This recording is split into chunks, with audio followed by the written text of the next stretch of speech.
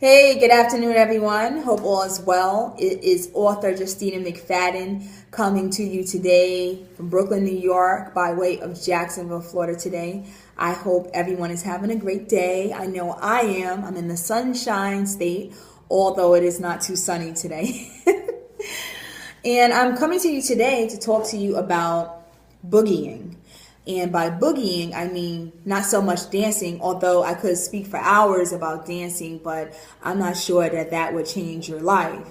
And make no mistake about it, my goal today is to change your life and help you find your purpose. So I wanted to get right into it.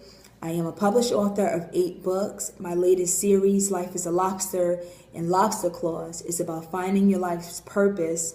And Lobster Claws is about allowing your failures to turn into a success for you. So I'm really excited and really happy to be here. So thank you so much for allowing me to share the next few moments with you.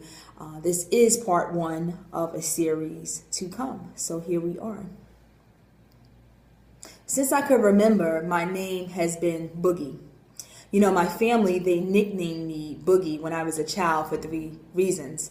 I just love to run. I mean, I could run for days, run around the block, run to school, run home. I just love to run. I love being free. And, you know, the expansion of your lungs and the air, the way it felt when you can just go, when you can just boogie.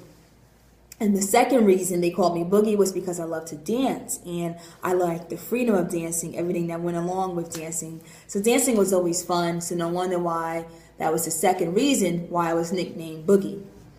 But the third and final reason that I was nicknamed Boogie was because I would run. And literally, I would run away from my problems. I would run away from myself. I would run away from my vision, run away from my purpose, run away from everything that I didn't want to deal with. So I would just leave, which of course wasn't the right thing to do. But that's what I was known for. And without even knowing it, for some time, I was running away from my life purpose. And does that resonate with your story? Does my story sound like you? Always running away from problems, from others, even from yourself without even knowing it.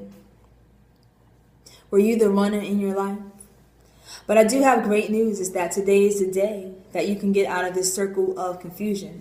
So I want to talk to you about 3 ways to know if you're running from yourself. The first is to know that the further you run away from yourself, you're always going to end up in the same spiritual place. So if you have not grown spiritually, it is because you are running away from yourself. Second way is to know instead of healing your pain, you run away from it. So then you find yourself back in that same pain of circle, or same circle of pain, if you will. And the third thing is that you rather not deal with your pain, so you just run away from the realities of your past rather than healing it or coping with it. Not knowing you have something great to offer this world, and you cannot do it unless you are healed. Now, if any of these actions relates to you, you're in pain. But there's good news. You can definitely be healed through that pain. So I was this person. This was my life. I was leaving and running and knowing my purpose, but better yet, I just kept avoiding it. But here's what I did to stop running.